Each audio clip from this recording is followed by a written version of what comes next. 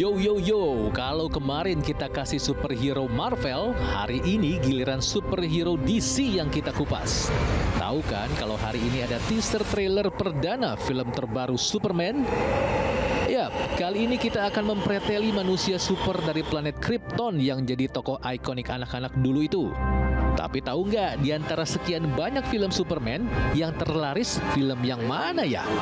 Langsung kita check it out. Di posisi kelima, ada film Superman 2. Diperankan oleh Christopher Reeves, aksinya sebagai Superman banyak dipuji kritikus film kala itu. Superman 2 sukses besar lantaran dengan biaya produksi hanya $54 juta, malah bisa meraup 216 juta lebih. Selanjutnya, ada film Superman yang diproduksi pada tahun 1978.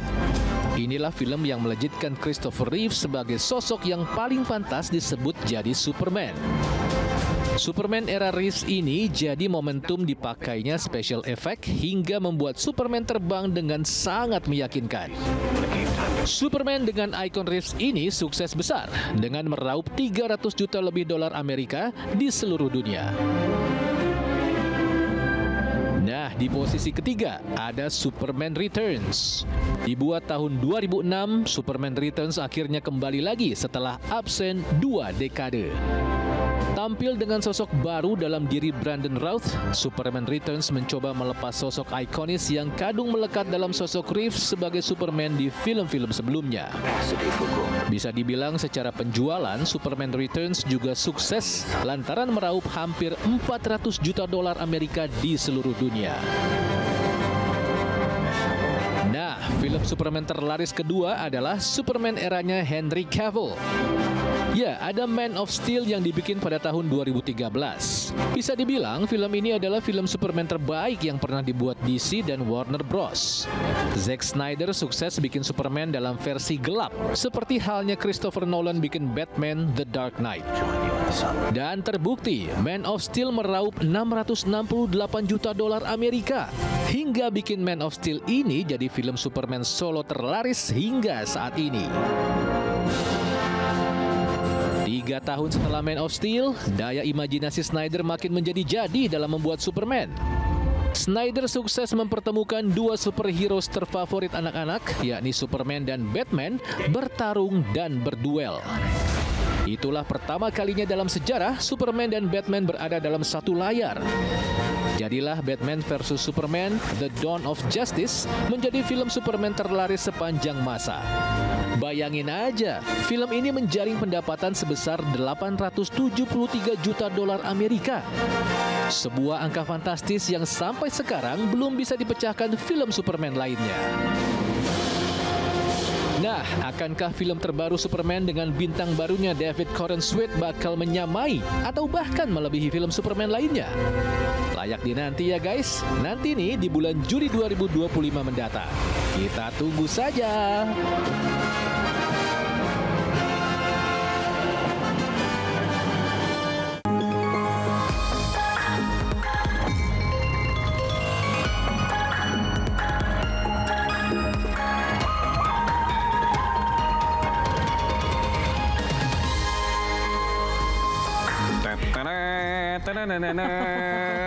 Emang gak pernah bosen ya Superman ya, selalu keren, selalu ganteng tuh pasti tuh. Bener. Set, kamu nggak ada tulisan S-nya? Enggak, kamu deh.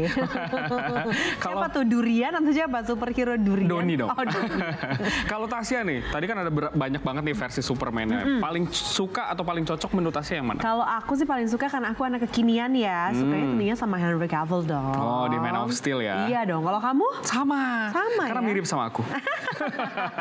Aku mau ketawa tapi takut dosa. Ih, pokoknya mah kalau misalnya nonton Superman udah pasti kita nggak bosen ya. Apapun episode barunya pasti bikin kita kayak ya seru-seru aja gitu kan. Nggak bosen nih kayak nonton Lensa Indonesia malam ini. Betul. Tentunya bersama saya Doni Hermatra. Dan juga saya Tasya Syarif. Kita udah siapin ya banyak banget informasi menarik. Ada jalan-jalan, ada kuliner dan masih banyak lagi dong. Benar banget Tasya nih. Sekarang informasi pertama. Sekarang kan udah mulai kecium nih hawa-hawa libur akhir tahun nih. Kira-kira kamu udah bikin list belum? Kira-kira tempat wisata mana yang mau dikunjungin? Aduh, kalau udah waktu senggang dikit langsung nge-list gitu ya. Ada yang outdoor, ada yang indoor. Banyak banget nih Don listnya. Kayak nggak tahu ya kapan mau liburannya gitu loh. Emang ada rekomendasi? Ada. Di mana tuh? Ada rekomendasi, tapi tempat wisata yang satu ini nih serunya kalau malam hari, Tasya. Soalnya. Kenapa emang buat orang dewasa kalau malam tuh ya? Enggak, ini buat keluarga. Oh, buat keluarga. Kenapa malam hari? Karena ini tuh di tempat wisatanya ada lampu LED, terus ada juga nuansa Eropa yang pokoknya bagus banget deh. Dan cuma bisa dinikmatin di malam hari. Kalau siang hari lampunya nggak kelihatan. Yang di Lembang itu bukan sih? Bener. Kita lihat aja kalau gitu. Yuk. Ini dia.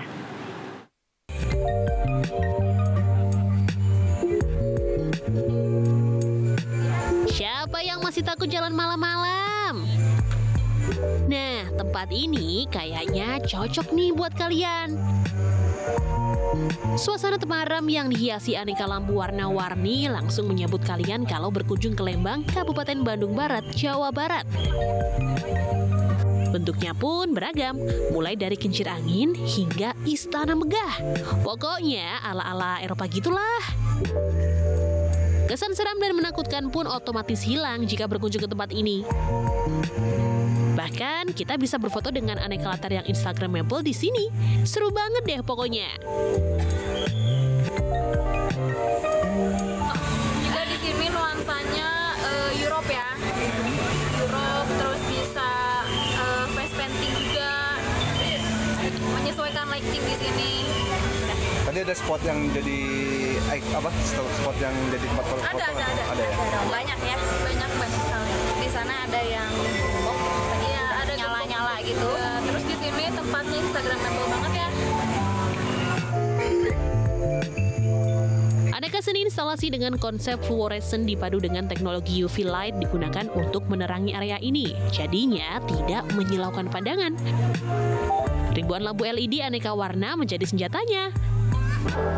Tak hanya bangunan Eropa yang menyala cantik, lokasi wisata ini juga menyajikan aneka hiburan bagi pengunjung yang datang di malam hari.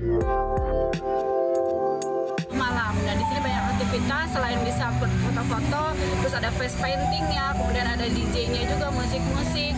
Jadi ada kayak magical forest juga gitu. Jadi banyak sekali yang bisa dilakukan di sini. Penasaran dengan cantiknya permainan lampu LED di waktu malam? Harga tiketnya cukup terjangkau, hanya Rp25.000 saja. Dan keindahan suasananya bisa dinikmati hingga jam 10 malam. Dari Bandung, Jawa Barat, Bayu Rohman, RTV. Tuh kan, cakep kan? Cakep ya, pasti dikit-dikit foto tuh kita kalau lagi ke sana. Masuk list nggak? Masuk list juga lah sih. ya, masuk ya. Cuman yang nggak tahan biasanya macetnya sih Don. Ke atasnya Sama itu. sekarang juga kan lagi hujannya outdoor. Iya, lagi hujan outdoor. Ngomongin hujan outdoor pasti kamu lapar deh. Kamu punya nggak? Nah, kalau tadi kan dari Bandung ya, sekarang kita ke Klaten. Ada referensi kuliner yang katanya kaya gizi dan omega. Wah, kalau Jawa Tengah biasanya ini identiknya sama makanan yang manis-manis sih Don. Iya sih, tapi ini agak sedikit pedas karena pakai bumbu pecel sama ikan air tawar. Wah, kayak apa ya? Kayak digambarin nih jangan-jangan. Bener. Pengen lihat dong, langsung aja kalau gitu kita lihat ya, ini dia makanannya.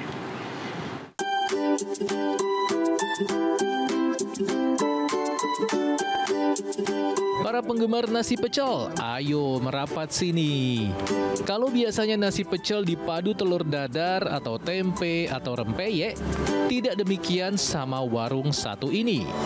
Sebuah warung makan di Desa Tulung, Kecamatan Tulung, Klaten, Jawa Tengah, memadukan nasi pecel sayuran dengan ikan wader. Ya, jadi ragam sayuran seperti bayam, kangkung, dan toge ditaruh di atas nasi, disiram bumbu pecel, kemudian diberi topping ikan wader yang terkenal mungil namun gurih. Jadi menu satu ini tentu sangat bergizi dan kaya akan vitamin serta omega dari ikan wader ini, sahabat. Banyak yang suka wadernya itu loh.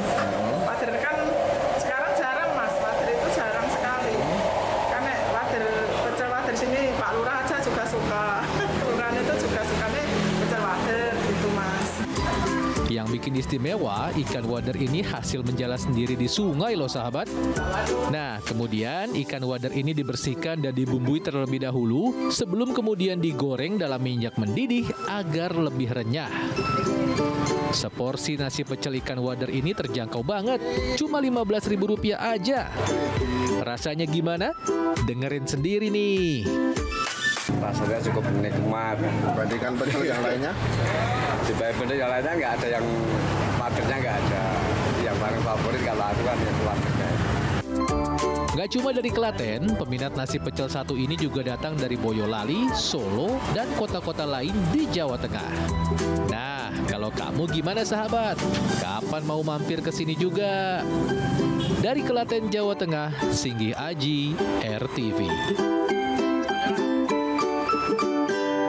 Kalau di Jakarta kayaknya udah jarang ya Don ya, satu porsi 15.000 udah dapat protein, sayur, karbohidrat juga. Bener, lengkap banget ya. Dan kayaknya juga enak tadi ngiler. Ngiler ya, tapi jauh kayaknya Klaten ya. Oke, dari Jawa Tengah kita ke Jawa Timur nih Don. Ini ada yang lagi heboh banget, yaitu banyak banget ada hewan ternak yang mati mendadak. Ya, oh ini yang di Jember kan ya? Yang sapi limosin itu bukan sih? Iya. Itu kan harganya mahal banget Tas. Mahal banget ya, itu udah mahal tiba-tiba sapinya mati mendadak. Nah kira-kira udah tahu belum sih penyebabnya kenapa? Kayaknya sih belum ada, tapi ini lagi diselidikin sama Dinas Peternakan. Cuman kalau hasil terbarunya belum tahu juga sih. Kita lihat informasinya aja yuk.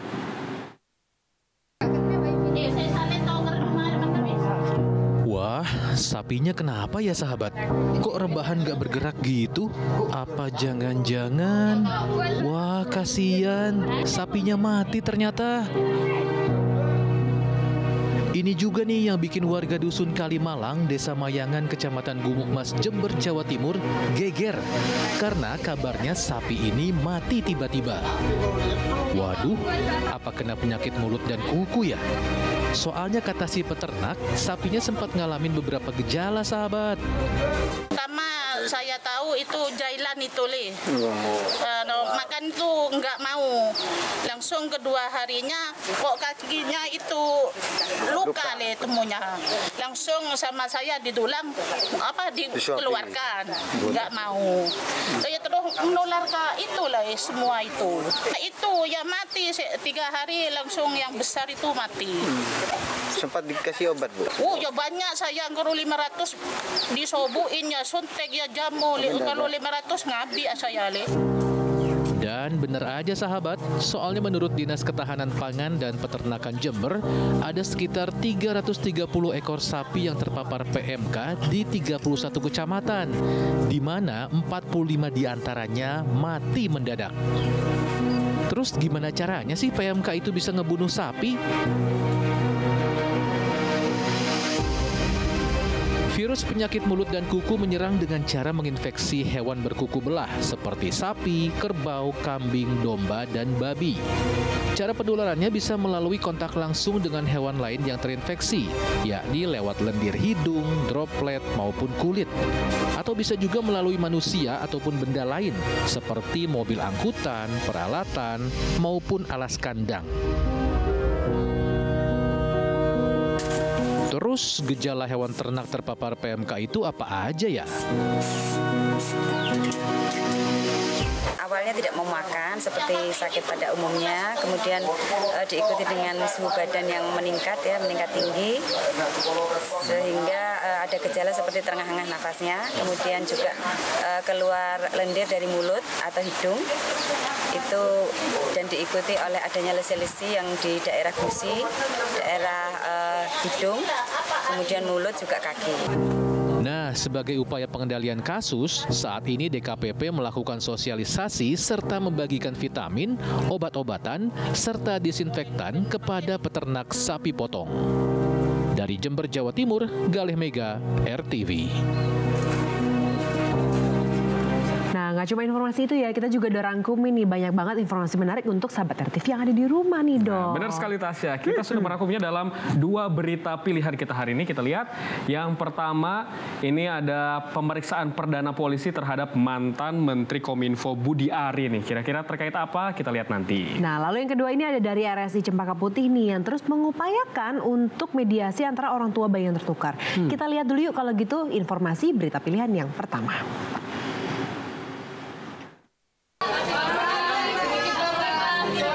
Diperiksa sekitar 2 jam oleh Bareskrim Polri, mantan Menteri Komunikasi dan Informasi Budi Aris Setiadi disidik langsung oleh Korps Pemberantasan Tindak Pidana Korupsi atau Kortas Tipikor Polri.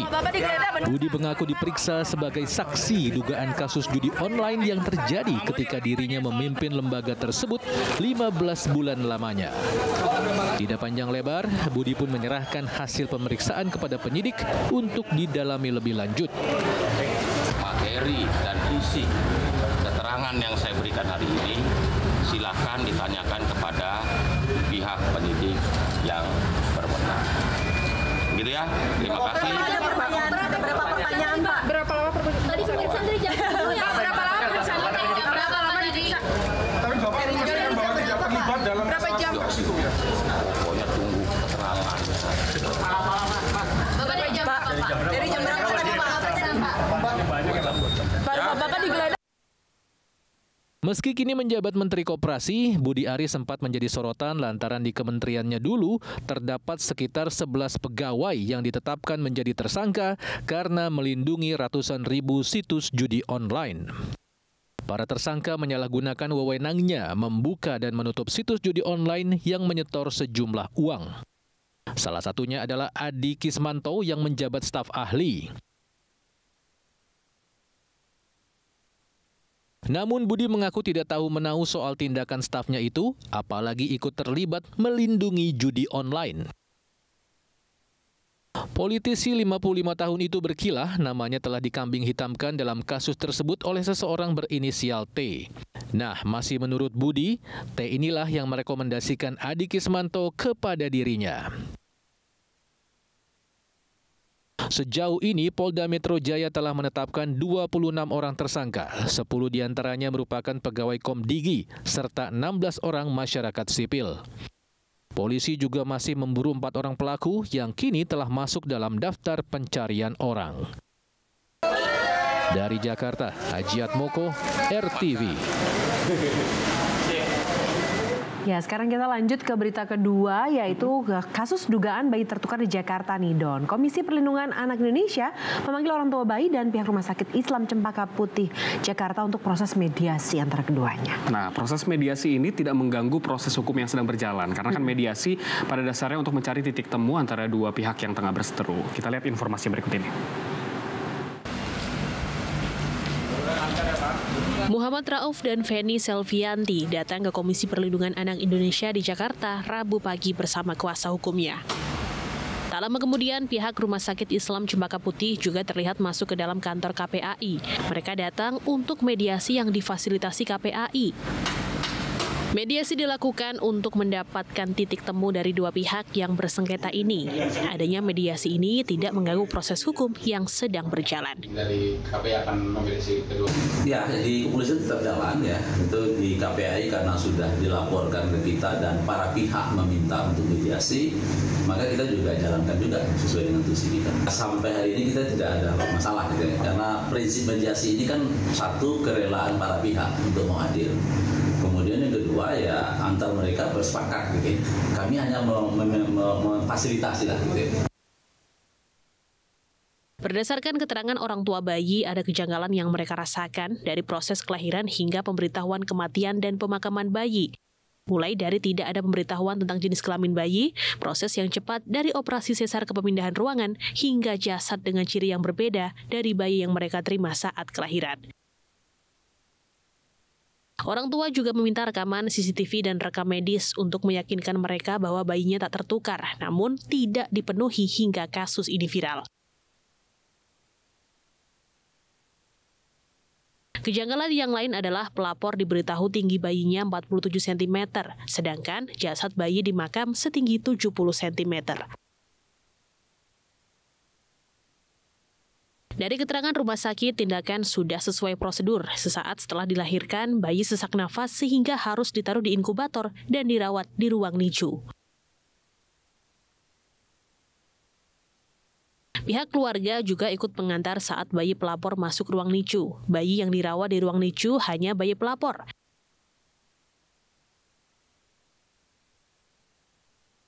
Di hari itu ada 5 bayi yang lahir, 4 perempuan dan hanya bayi pelapor yang laki-laki.